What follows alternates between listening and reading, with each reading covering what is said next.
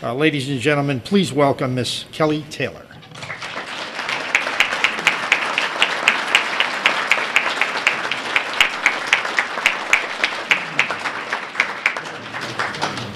As if you were not worried enough about the immigration invasion, I'm going to tell you how we're helping get all those illegal immigrants here. Now, see, I've been around so long, I have to do this. In order to fully integrate Mexico, Canada, and the United States into a North American Union, which is what this is all about, an infrastructure must be in place. And the NAFTA Super Corridor, or NAFTA Superhighway, there goes by many names, is part of that infrastructure. And we're going to show you some evidence of how that is part of the plan. In September of 2006, a meeting of the North American Forum was held in Banff to promote deeper and faster integration of the three countries into a North American Union. This slide shows the notes from that meeting that reveal the agenda for the meeting. They were released on the Judicial Watch website. Some of y'all are familiar with that. And this quote, I know you can't see my slides very well, but as Brother Brian will attest, 2 out of 3 times I can turn a computer on. So you're just going to have to trust me that the main thing you need to take away here is that there's a lot of information and you can access it. It maybe tell you where to get it. But in the little red box, what you will read, their words, while a vision, they're referring to the North American Union, is appealing, working on the infrastructure might yield more benefit and bring more people on board. In other words, evolution by stealth. This statement was a response to growing opposition to the corridor as its scope is becoming understood. My home in Austin, Texas is on the front line of that opposition. Did you tell me down? Okay. Hey, it worked. Okay. This website, or this slide is from the NASCO website, NASCO, which is the North American Super Corridor Coalition. And it's a source of a great deal of information on the corridor. It's a nonprofit organization dedicated to developing the world's first international, integrated, and secure multimodal transportation system, which is a mouthful, but we'll tell you what that is. Its only members are the Triad countries, and its website is full of information. The map on the left, which sort of a pale-colored arrow running from the southwestern part of Mexico through Canada, reflects the general proposed route of the corridor. On the right shows an overlay of all road and rail lines that are to be integrated or added later in the whole corridor system. The NASCO website claims the corridor to be the largest engineering project ever undertaken in U.S. history. NASCO's mission calls for an inland port, which you know is the Kansas City Smart Port, but eventually calls for a whole network of inland ports. 2 of them will be in Texas. In a January 2006 press release, NASCO stated its mission for the corridor to be safe and efficient for the transportation of people and goods. And we want to pay attention to that phrase. This map, you may recognize, it came out of the New American. You'll see up the center of the map in the red box kind of a squiggly green line that runs from Mexico all the way to Canada. That generally follows the route of Interstate 35, which runs right through San Antonio, north to Austin, north to Dallas, and on to Canada. That is pretty much what we're going to be talking about today.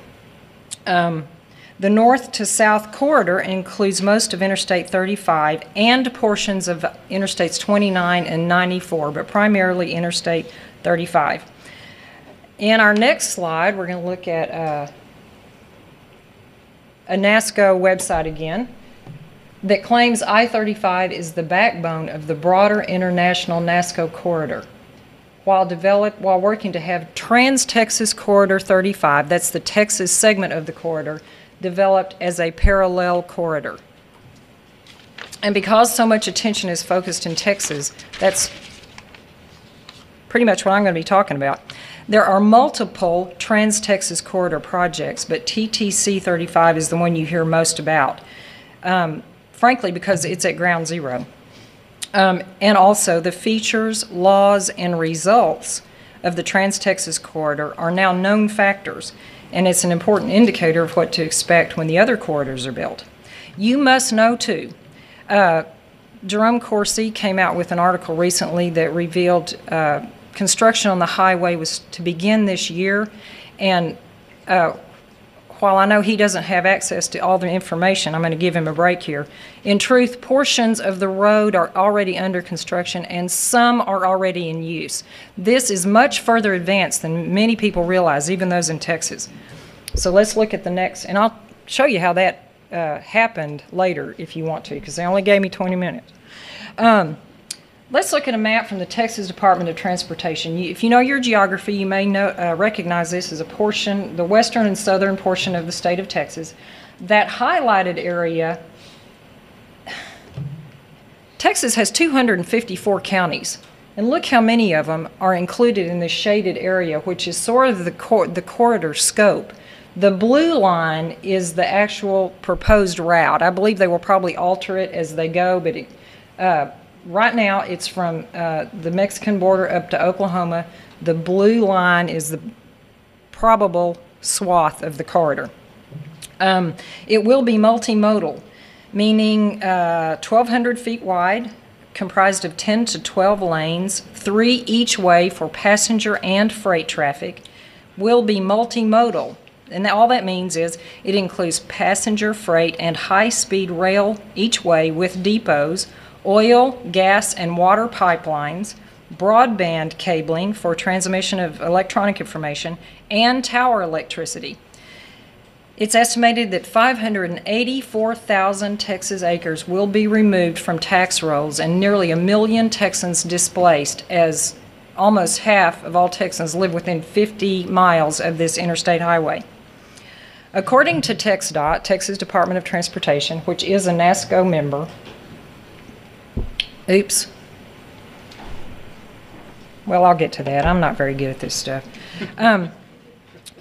TxDOT will require 146 acres of land per mile at a cost of 183 billion Texas taxpayer dollars. Efforts, of course, must be coordinated with Canada and Mexico in order for this to work, which gives weight to me to the argument that this is an international effort despite denials. Brian, what am I doing wrong? I'm not getting to the slide I need to get to. Oh, there I am. Thank you. Way to go, Brian.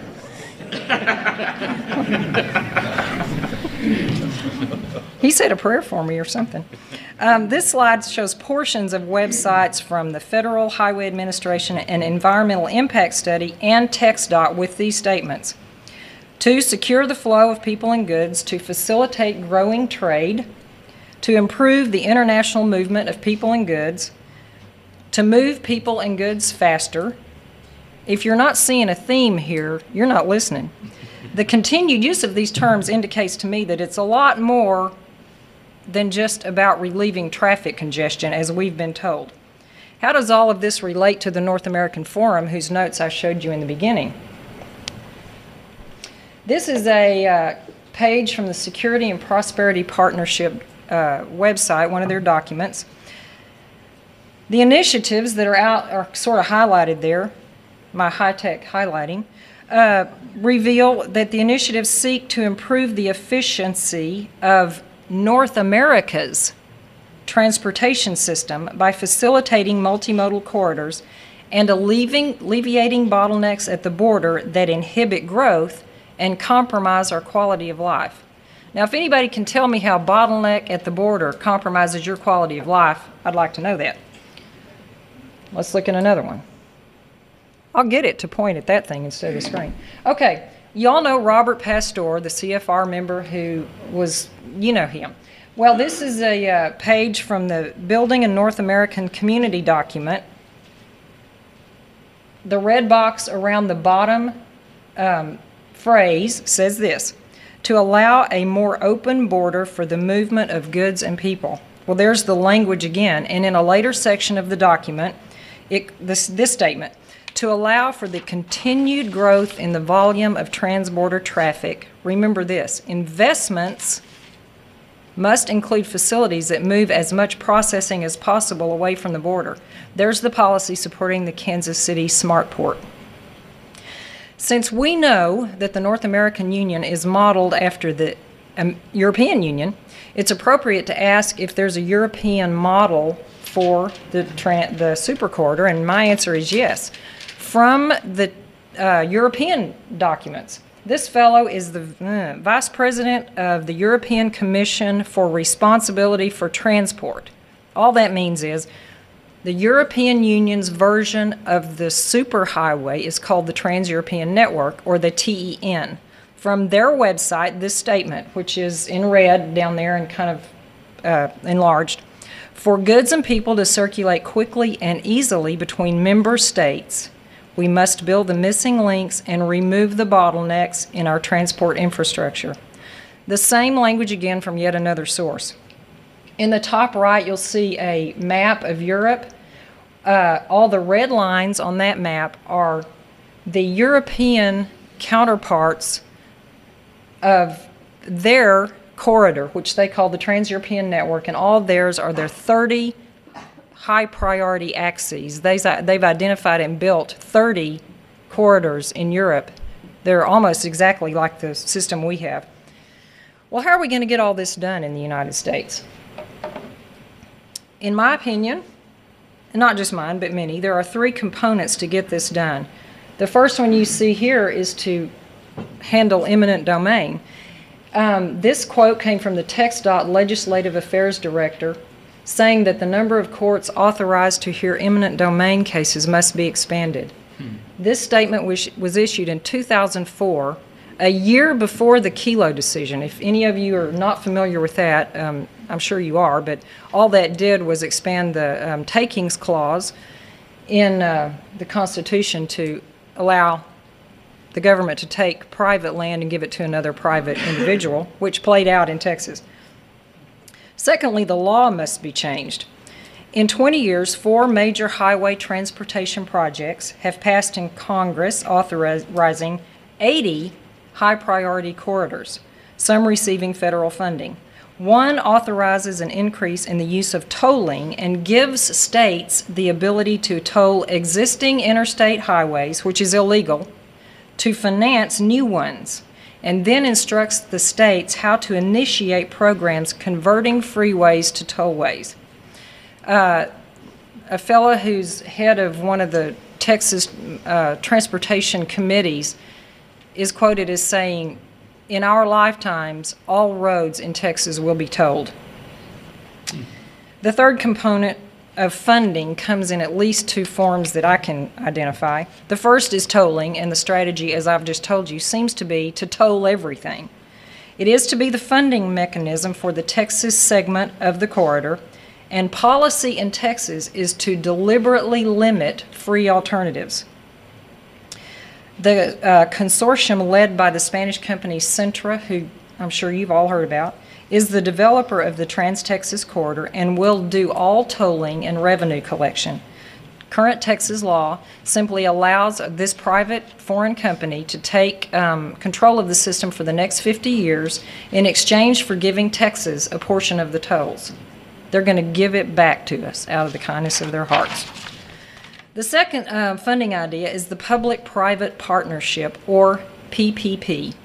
Remember the BNAC documents calling for investments? In Texas, this is called a Comprehensive Development Agreement, and Jerome Corsi just wrote an article about that.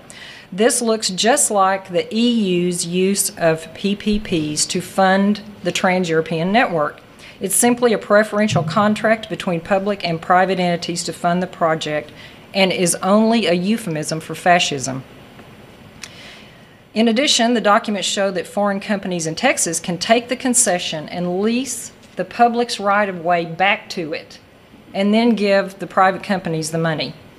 Once the authority is in place to do all this, or in Texas, it was transferred to some committees called Regional Mobility Authorities, which were appointed. And the point I'm coming to with all of that is none of these entities were elected, nor are they accountable to voters. How did all of this happen? The largest spending bill in Texas history, and perhaps any state, the largest spending bill in Texas history passed virtually unnoticed because Texans were not allowed to vote on it. If the EU model teaches us anything, it's that this has been done before and the designers know what they're doing. Our Texas state legislators, however, do not. But our senators do. Senators John Cornyn and Kay Bailey Hutchison, who is a member of the CFR, surprise, are committing Texas taxpayer funds to building the Mexican portion of the corridor. Hey, Brian, I'm getting the hang of this. This slide shows Senator Cornyn's bill, H.R. 3622, highlighted in red at the bottom, says that funds will be awarded to construct roads in Mexico to facilitate trade between Mexico and Canada. We are facilitating trade between Mexico and Canada. And guess what? The language in Senator Cornyn's bill is the same as in the BNAC document. Why would we build roads in Mexico to connect with ours, as Mr. Gilchrist had just told you? The U.S. economy must be socially engineered downward in order for integration to occur. Along with downsizing and outsourcing, mass immigration accomplishes this, and this road will facilitate the immigration, along with a lot of other bad things. To facilitate the northward movement of immigrants and speed the importation of cheap slave goods from China, the corridor must be in place. And an overlooked point about all of this corridor, in my opinion, is that it is NAFTA. U.S. law will be actively rewritten to be integrated with that of Canada and Mexico, and U.S. citizens will become North Americans, no longer have the constitutional protections we enjoy today, but be governed by trade law and or the UN Charter, Article 29 of which says you have no rights that conflict with the purposes of the UN.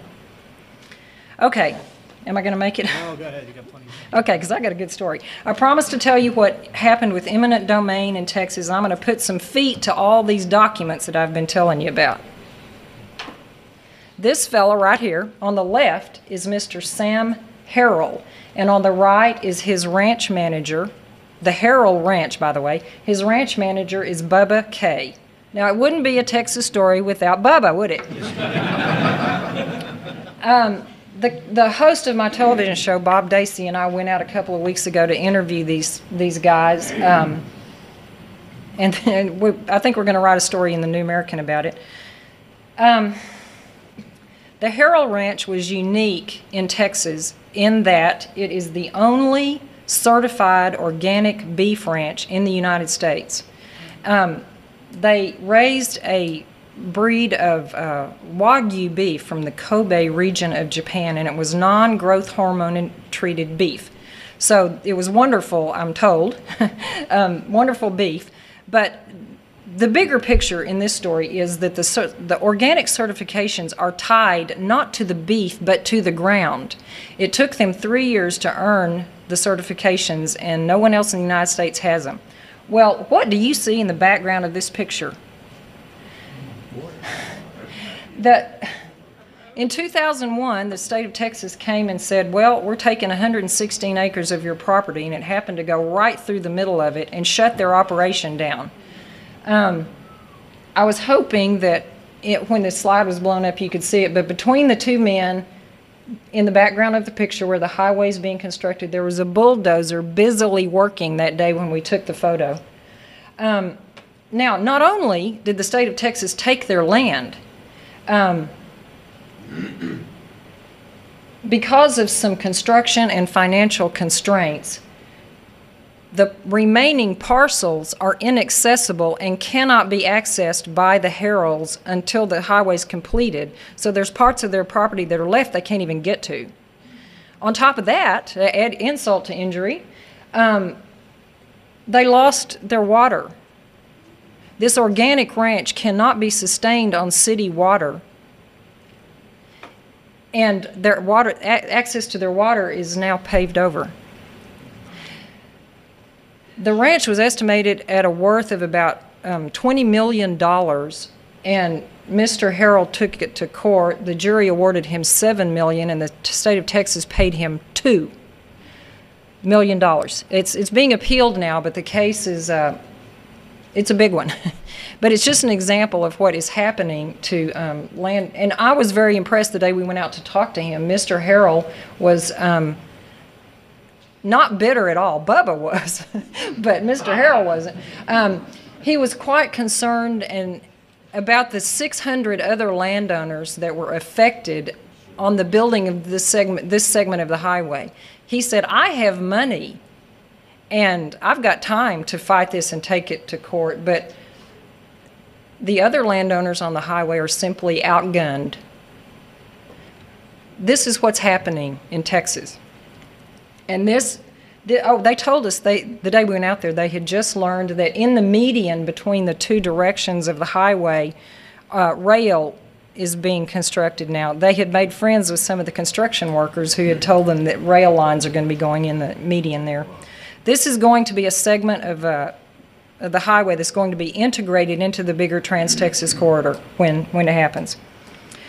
Okay, I'm going to quit. There is no more polarizing or highly charged issue in Texas than this one. Almost to a person, Texans who learn about the corridor are angered and outraged and oppose it. But most still don't understand the connection to the North American Union unless they're in the Austin area and they have access to a bigger mouth. In Austin, which is both the capital of Texas and at ground zero, many grassroots folks have quickly come up to speed in becoming aware of the North American Union and are relentless in their opposition, largely because of the JBS or because of friends like Alex Jones, and I can't tell you how I hate to say that. John Birch Society members have been busy exposing the issue on television and radio, in placing the New American in the hands of influential types, and even taking time to educate them one by one when it is necessary, and it often is. We're gaining a little bit of understanding and support as our legislators come to understand this, but it's not enough and it's not fast enough. We are truly playing the part of the little Dutch boy with their finger in the dike. In my opinion, if we can't stop this particular battle is over. Mr. Welch said it best and often, and it certainly applies here. We need more pullers at the oars. This is a critical and fierce battle, and your influence and efforts will make a very, very big difference. So, thank you very much. Great job.